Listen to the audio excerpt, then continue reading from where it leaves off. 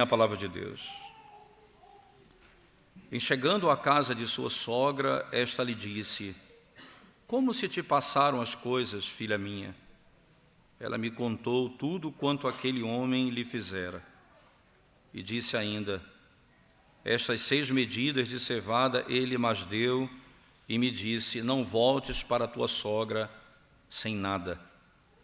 Então lhe disse Noemi: espera, minha filha, até que saibas em que darão as coisas, porque aquele homem não descansará enquanto não se resolver este caso, ainda hoje. Ainda hoje. Vamos mais uma vez à presença de Deus em oração, irmãos. Nós te exaltamos, ó Deus, pela bênção desse dia em que nos reunimos em Teu nome para adorar ao Senhor e também nesse culto podermos ouvir a Tua voz, a Tua palavra. Como é bom saber, ó Deus, que o Senhor fala conosco domingo após domingo.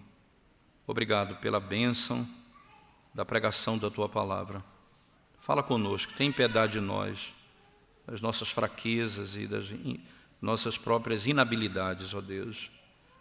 Que o Teu poder e a Tua graça seja sobre nós. Em nome de Jesus nós oramos. Amém.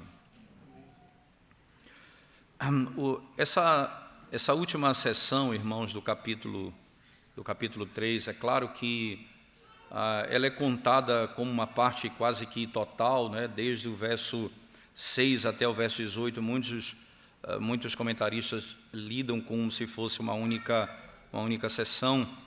A razão pela qual nós entendemos que aqui é o que nós chamamos de conclusão dessa perícope como um todo, de toda essa estrutura, é porque aqui nós temos o resultado daquilo que aconteceu até o verso 15, sendo trazido a Noemi. Veja, Noemi deu todas as orientações para Ruth, como ela deveria proceder, nós vimos isso no início, e depois ela vai e cumpre aquilo que era para ser feito, e ela traz agora de volta para ela o retorno, isto é como se fosse uma colheita. Ela foi e plantou e ela quer saber o que foi que deu, isto é, que semente brotou, qual é o que aconteceu de fato.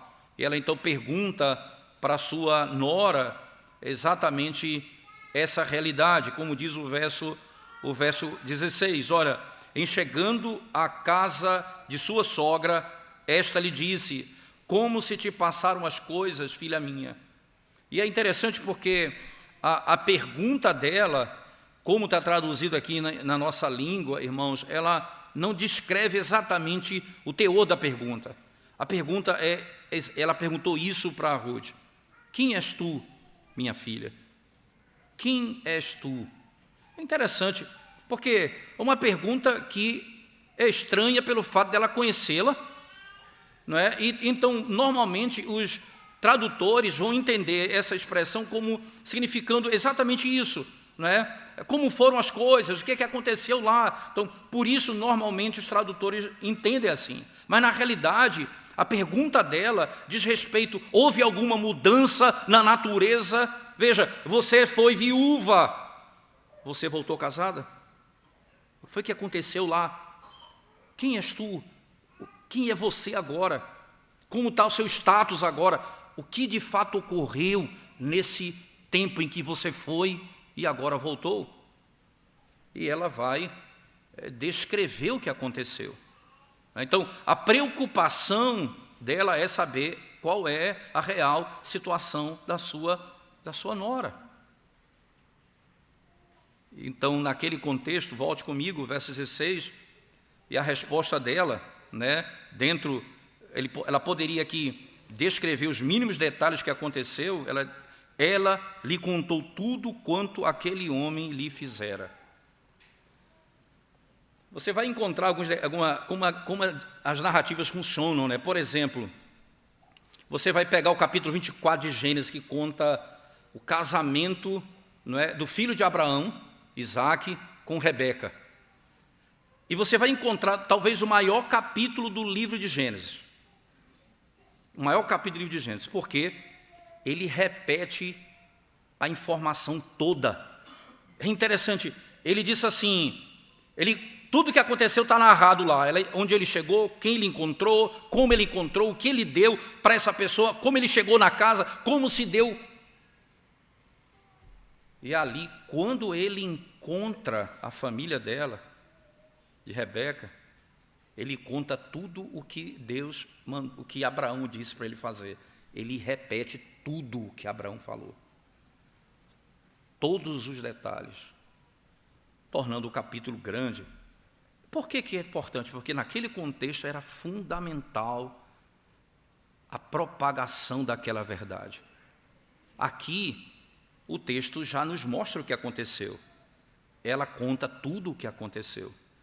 Ela não repete todos os detalhes, eu cheguei tal hora, como você falou, e isso e isso. Ela contou tudo, mas o narrador apenas vai resumir. Ela disse tudo o que aconteceu. Pronto. Então, para que eu saiba, é só voltar para o texto e ver o que foi que aconteceu. O narrador não vai aqui adentrar nos detalhes. Por quê? Porque não é importante agora. O que é importante agora é que ela descreve que ela não está casada e o que ela trouxe em suas mãos. Daí, veja, o final do verso 16 diz assim, ela lhe contou tudo quanto aquele homem lhe fizera. E agora ela entra no detalhe. O que é que ela conta? O que ela trouxe? Ela trouxe 6, como diz o texto, 6 medidas de cevada. É claro que ela tem que dizer por que ela trouxe, porque ela está em mãos com aquilo.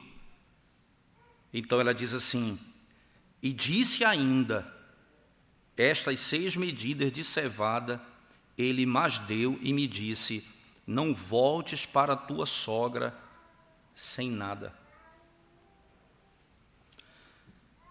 Parece algo, veja como é interessante o detalhe do texto, irmãos.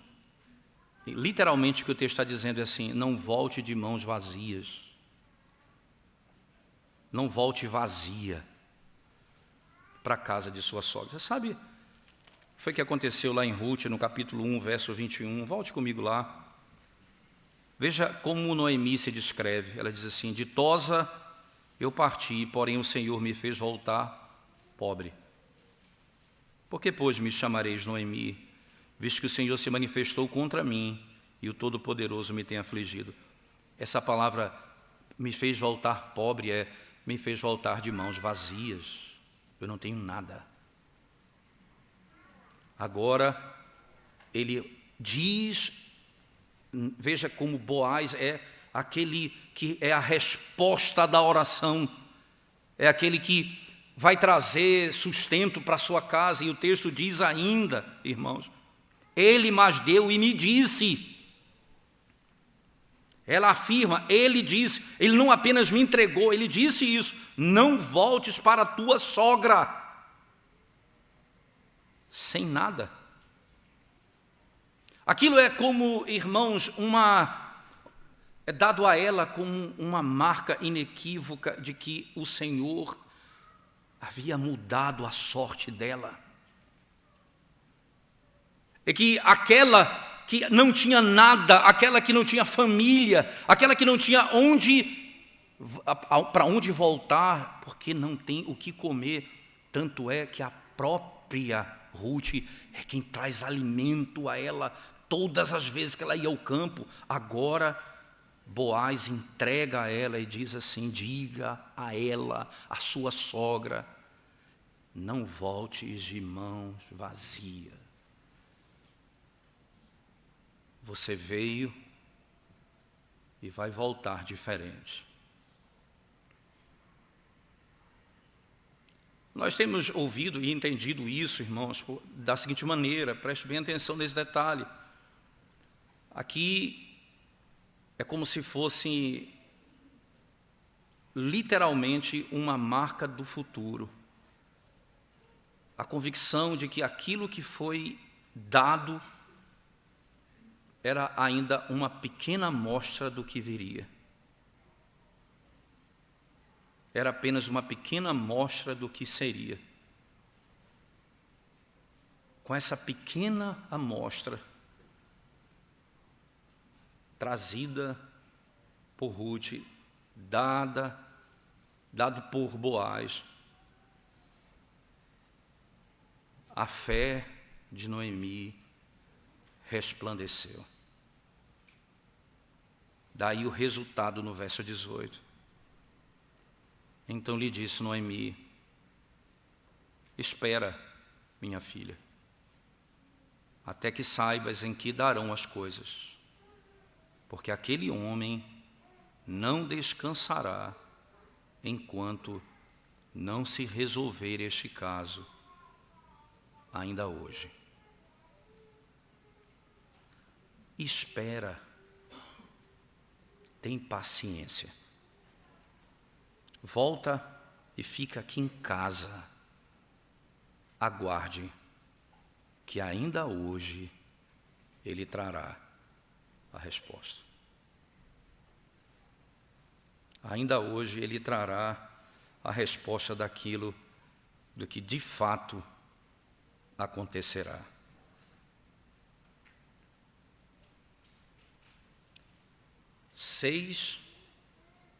E a certeza de que a resposta chegaria ainda hoje.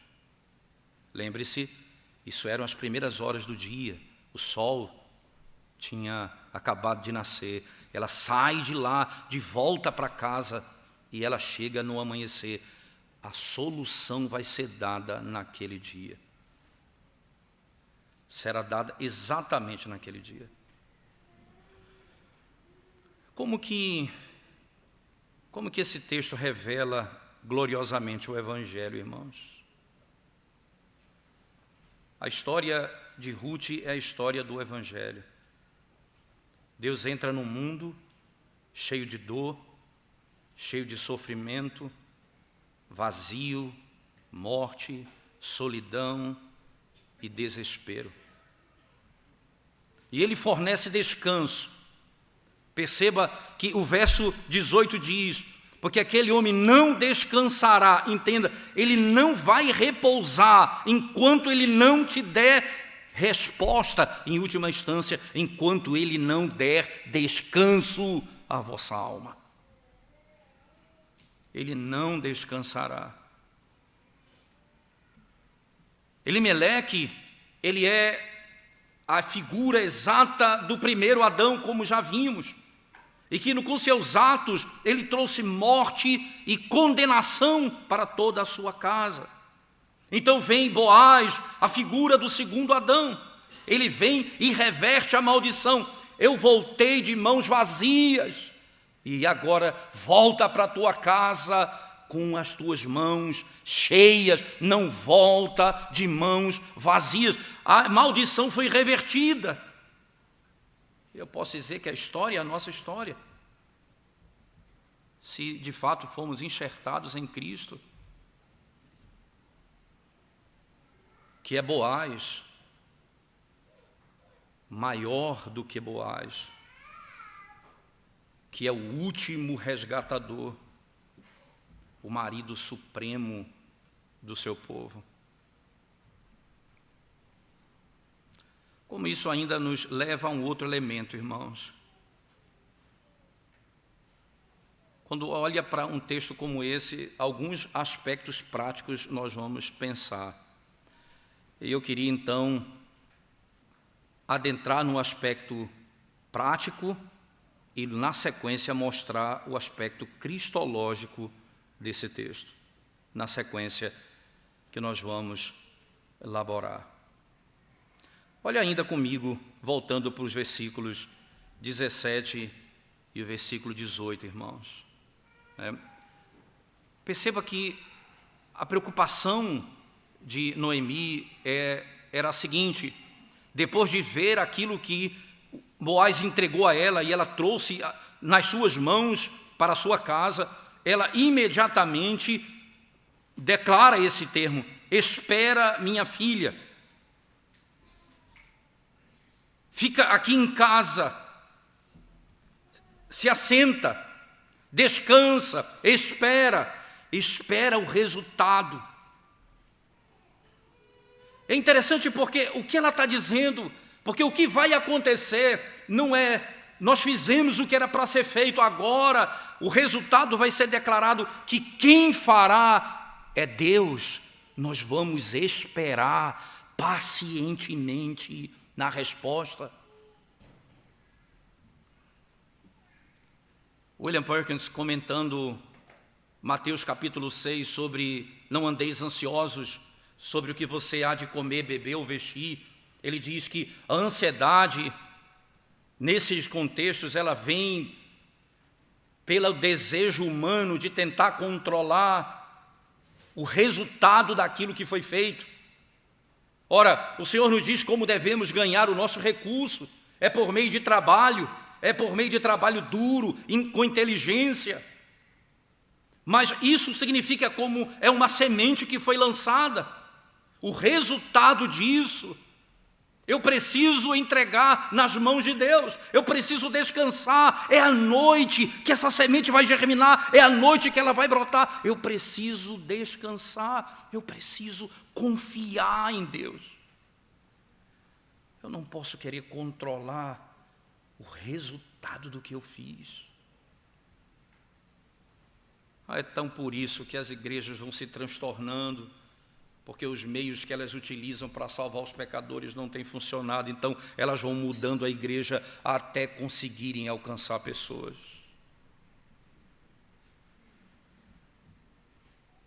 Nós vamos esperar no Senhor, nós vamos aguardar nele. Mães, aprendam essas palavras para que vocês possam instruir suas filhas. Ensine as suas filhas boas coisas. As separe desse mundo mal. Não permita que o mal, a iniquidade, seja a primeira exposição delas. Proteja os seus filhos, porque você vai ter que lidar com um coração que já é mau por natureza. Proteja os seus filhos. E como Ruth dizer, calma, descansa, espera o resultado.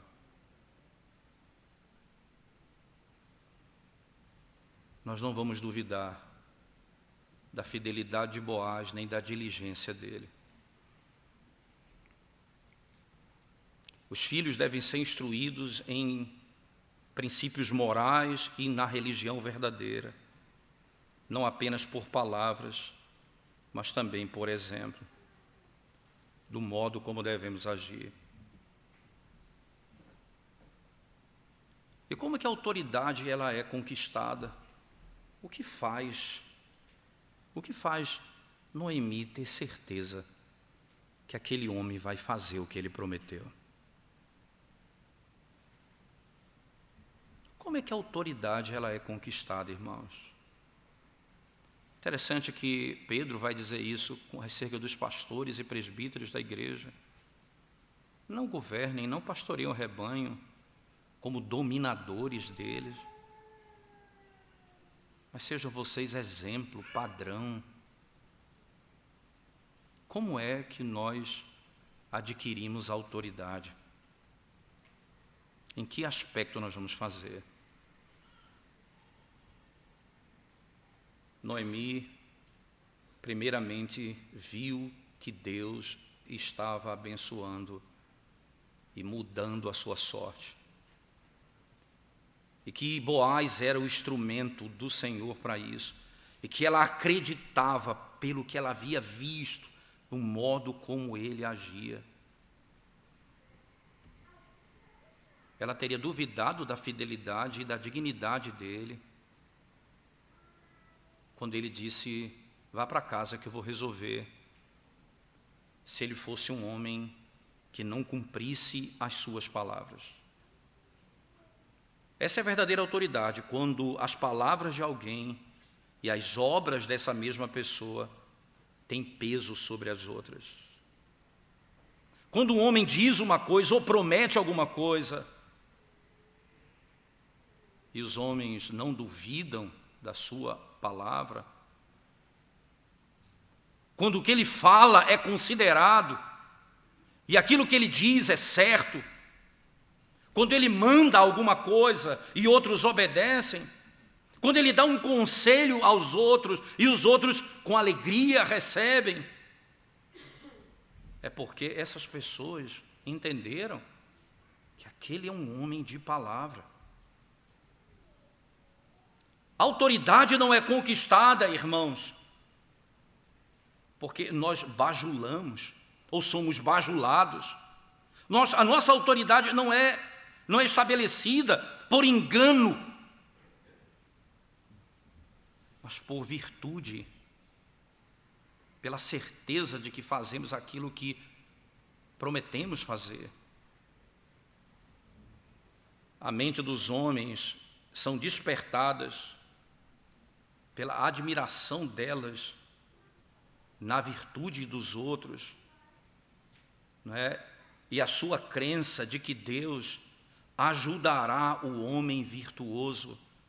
Eu sei o que Deus fez. Esse é o homem que Deus concedeu. Como ele é verdadeiro. Deus o ajudará a cumprir suas palavras. Nós não vamos conseguir autoridade por uma máscara externa, irmãos, por roupas caríssimas, títulos magnificentes. Não teremos autoridade simplesmente por isso.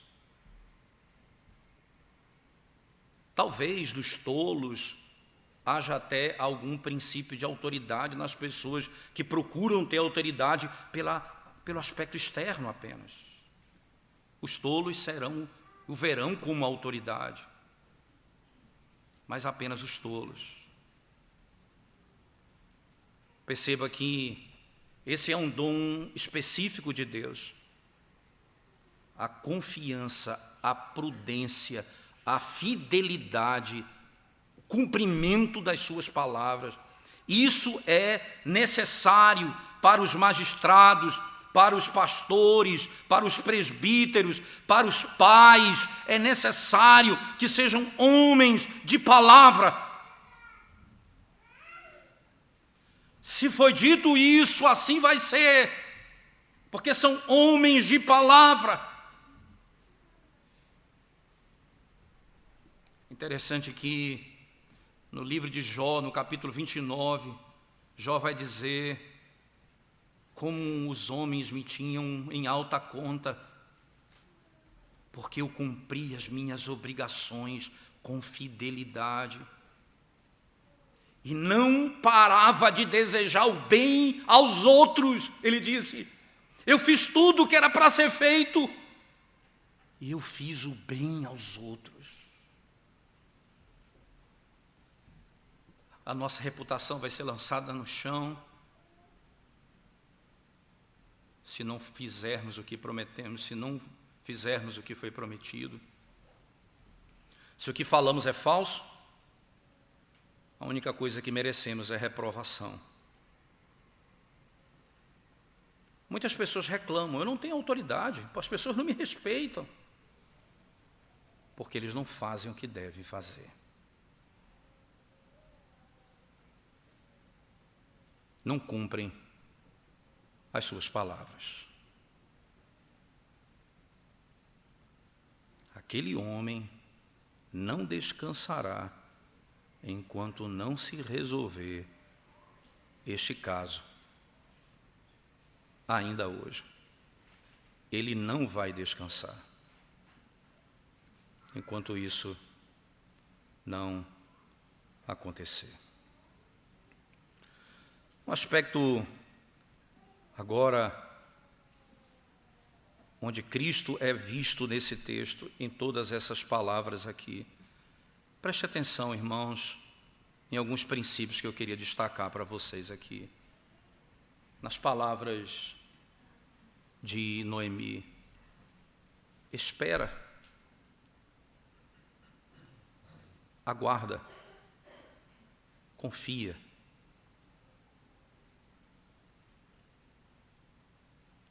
No Salmo de número 40, o salmista, as belezas das palavras do salmista, diz assim, Salmo 40, versos 1 até o verso 4. Esperei confiantemente pelo Senhor, e Ele se inclinou para mim e me ouviu, quando clamei por socorro. Tirou-me de um poço de perdição, de um tremedal de lama, colocou-me os pés sobre uma rocha e me firmou os passos, e me pôs nos lábios um novo cântico, um hino de louvor ao nosso Deus. Muitos verão essas coisas, temerão e confiarão no Senhor. Bem-aventurado o homem que põe no Senhor a sua confiança e não pende para os arrogantes, nem para os afeiçoados à mentira.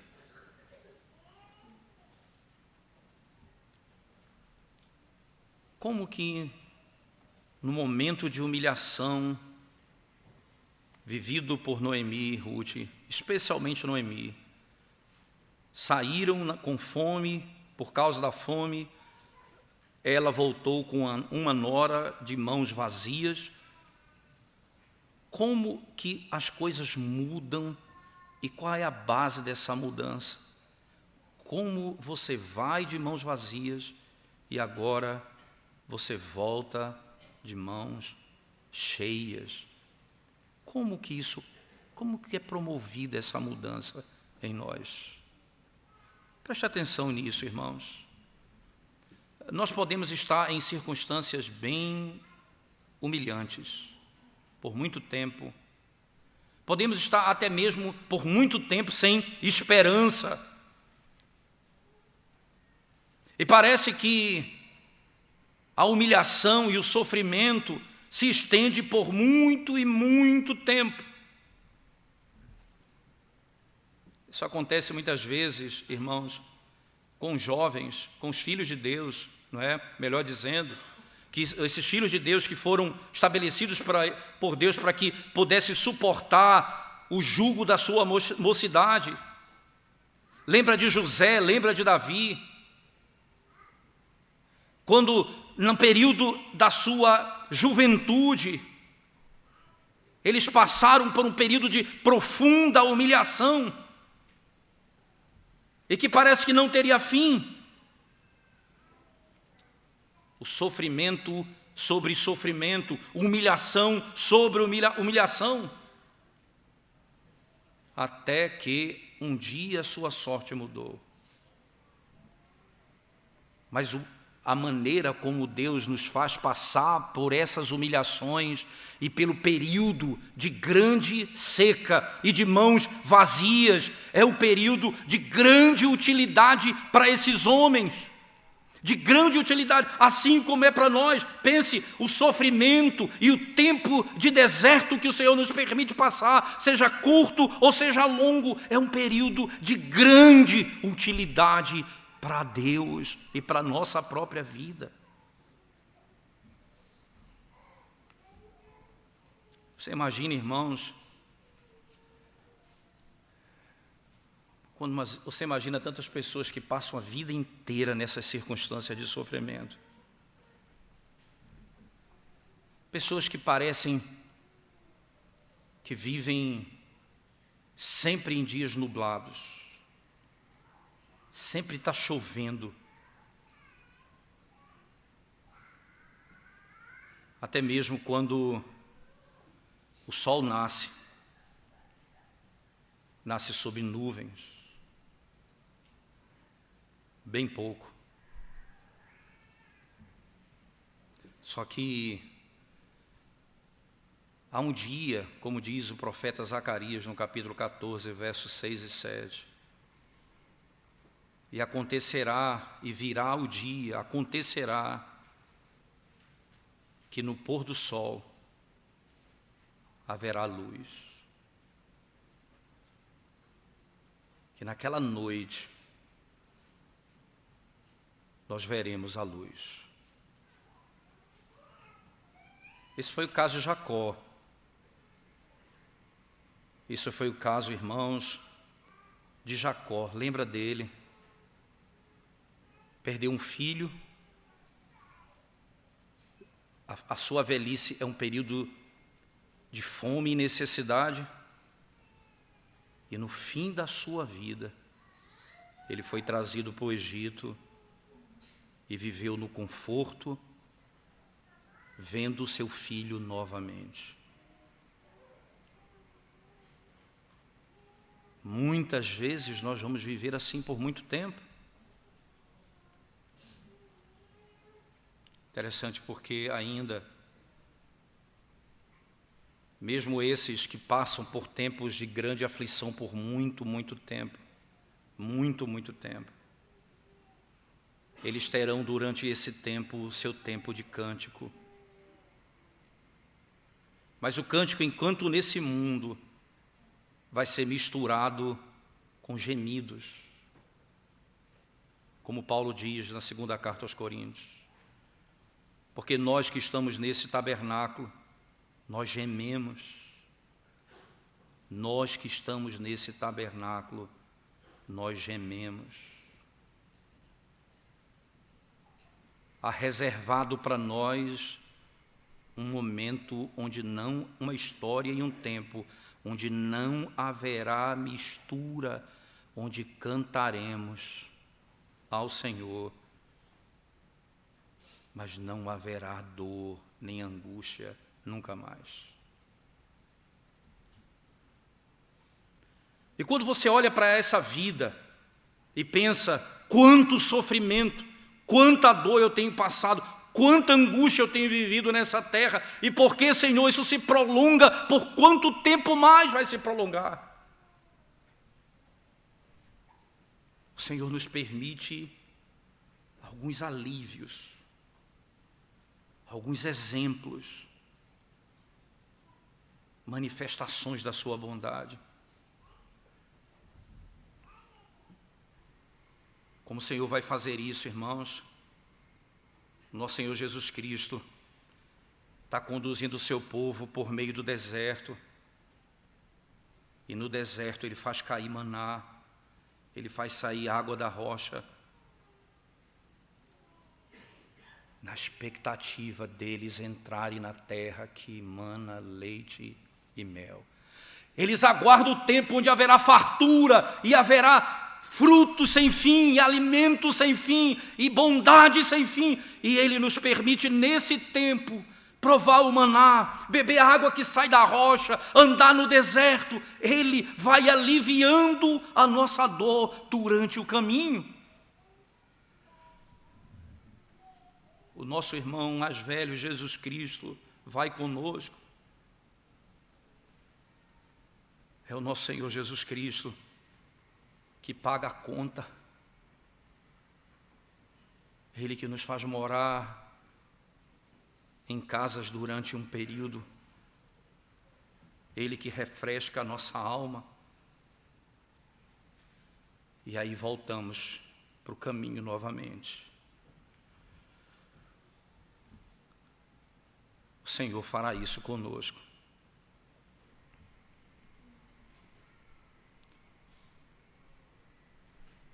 O que são essas coisas que caem sobre nossa mesa? O que foi que Noemi viu naquelas 6 medidas? Foi que ela ouviu o reverso da maldição. O que você vê? O que você percebe no pão que está sobre sua mesa, mesmo na dor da tua alma? O que você vê quando você olha para a sua casa e olha para a sua habitação? Como você entende isso? Isso são apenas exemplos diários da bondade de Deus e que nós esquecemos.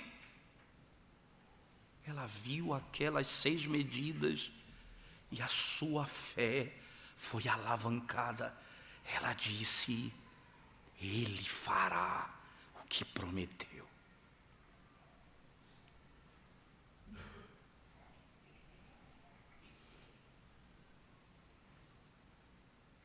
Ora, irmãos amados, quanta dor nessa história, mas quanto alívio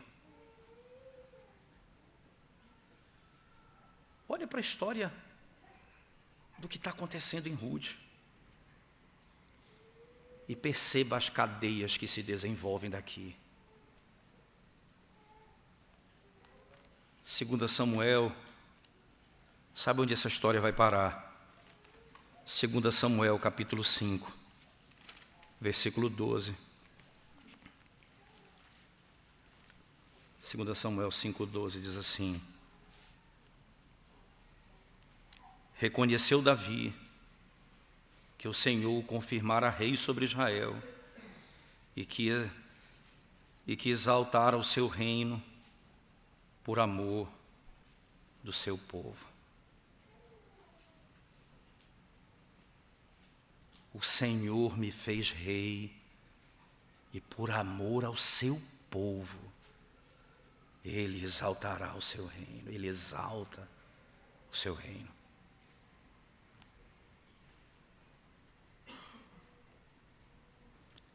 É nessa terra de muito sofrimento que Abraão, quando andava na terra prometida e não a possuía, ele andava como um peregrino, diz o texto em Hebreus, citando essa história, dizendo assim: ora, aqueles que assim pensam, eles imaginam e anseiam por uma cidade melhor, que é a cidade celestial. E Deus não tem vergonha de chamá-los seus. Eles são meus. Ele preparou uma cidade para nós. Você imagina, irmãos, que é essa história. O Senhor nos concede alívios na caminhada.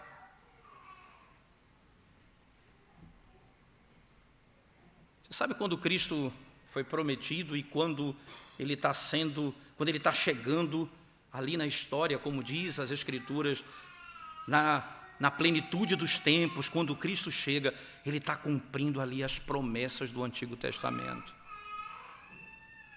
É tão interessante que Lucas, o grande evangelista Lucas, no capítulo 2, quando conta a história do momento em que o sacerdote Simeão pega Cristo nos braços, ele diz assim: agora, Senhor, o Senhor pode me despedir em paz, porque os meus olhos viram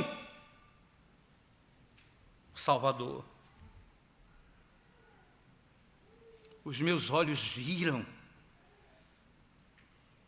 A história de Ruth, irmãos, não termina ali em 2 Samuel 5, verso 12. Ela vai até o momento em que nasce Cristo, de onde ele procede, de Davi. É como Lucas vai dizer no capítulo 1, Cristo se assentará no trono de Davi, seu pai.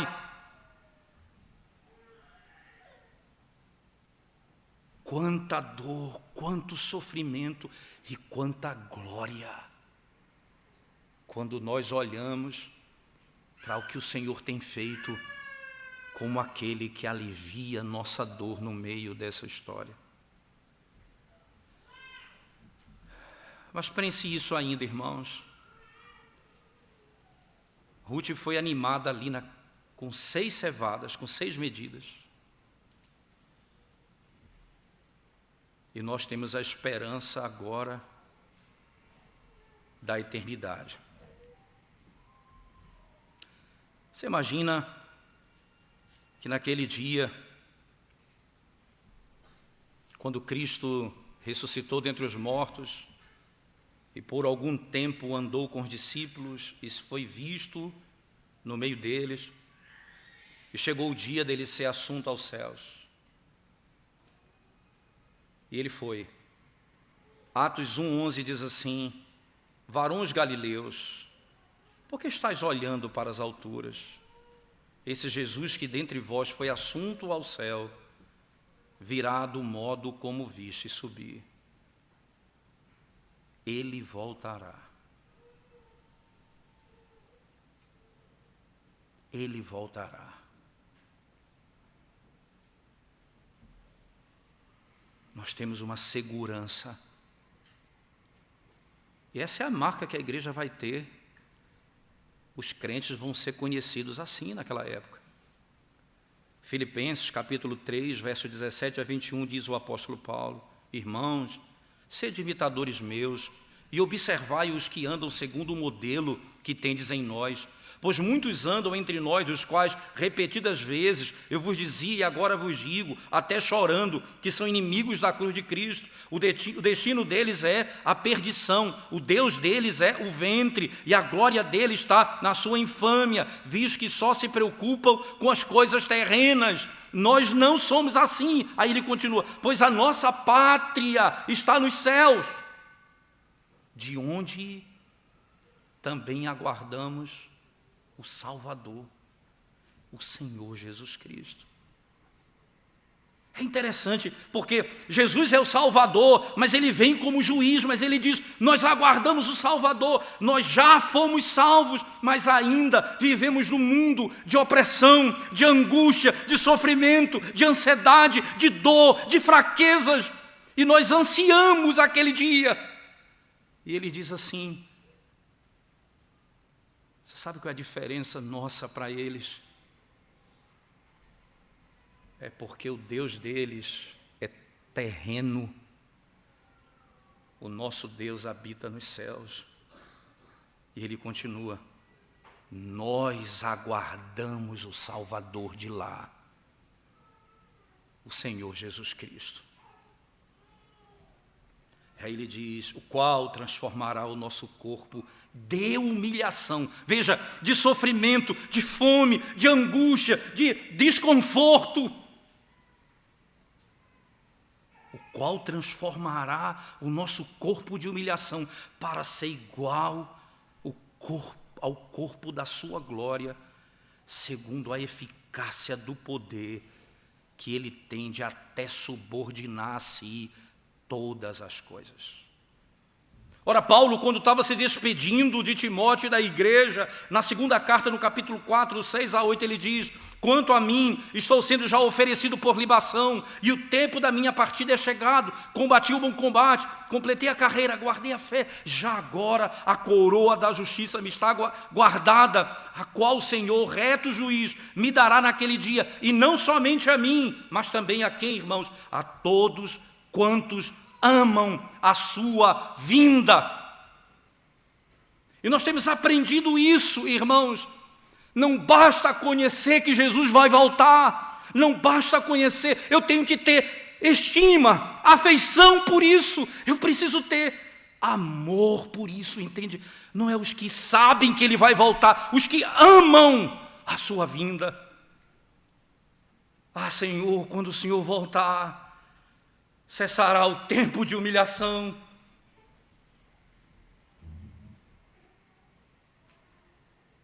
Os que amam a sua vinda. Em Hebreus 9, 28, por último, o texto diz: assim também Cristo, tendo se oferecido uma vez para sempre, para tirar os pecados de muito, aparecerá segunda vez, sem pecado, aos que o aguardam para a salvação, os que esperam por Ele. Senhor, disse Simeão, Senhor, o Senhor pode me fazer morrer, pode tirar minha vida hoje. Ele diz: porque eu vi o Salvador. O que é que eu tenho para fazer mais do que a glória de ver o meu Redentor?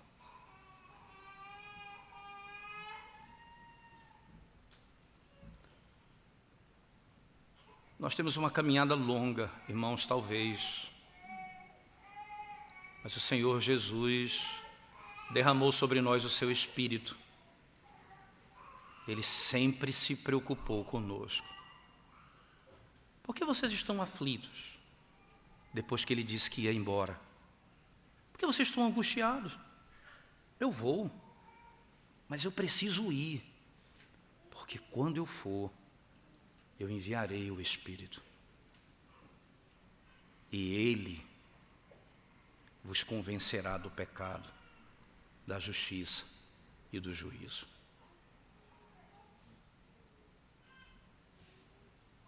Disseram, nós estamos órfãos, o Senhor foi embora. E Ele envia o Espírito que procede dele e do Pai. Segundo Paulo aos Romanos, o Espírito de adoção, pelo qual nós dizemos, Abba, Pai.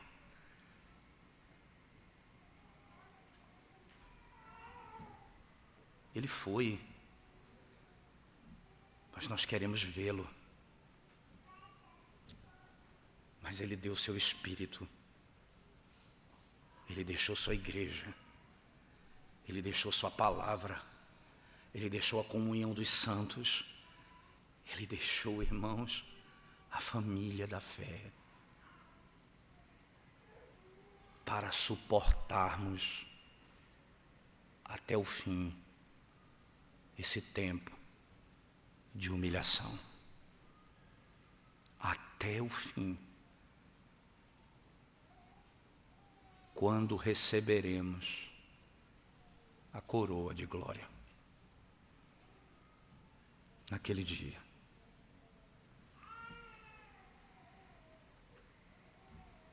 O que você tem feito das 6 medidas de cevada? Como você tem olhado para a sua casa, para o alimento que está sobre a mesa? Como você tem visto a igreja? Não é uma declaração de amor de Deus para conosco, para nos fazer suportar essa jornada até o fim.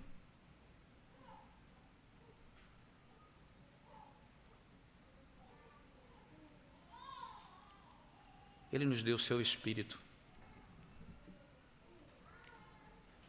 Eu recebi, enviado pelo presbítero Galdino, um texto de um irmão muito querido, muito amado, que estava muito doente e foi diagnosticado com câncer agora, e bem difícil a situação dele. O texto triste, mas o texto lindo. Ele disse, estranhamente, o conforto que o Senhor dá aos seus quando estão sofrendo me foi dado.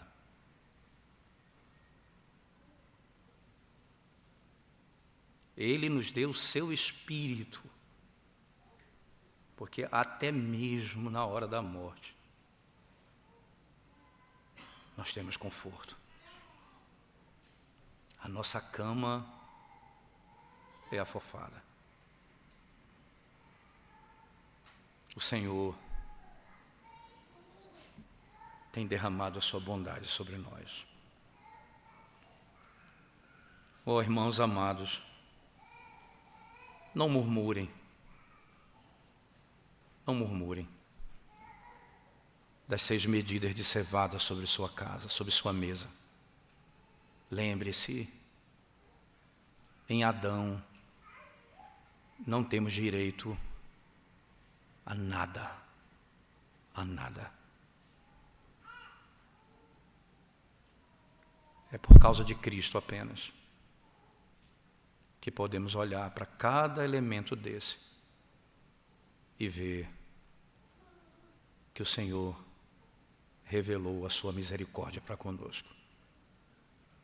Porque se eu souber que não sou digno de nada, tudo que eu tenho é favor. Tudo que eu tenho é favor. Vamos orar ao Senhor, irmãos. Senhor, nós te damos graças mais uma vez pelo glorioso privilégio, Senhor, de podermos ouvir a Tua voz e percebermos quanta insensibilidade no nosso coração, em olhar ao nosso redor e ver, Senhor Deus, a Tua bondade em tantas coisas. Oh, quanta murmuração no nosso coração, quanto queixume, ó Deus.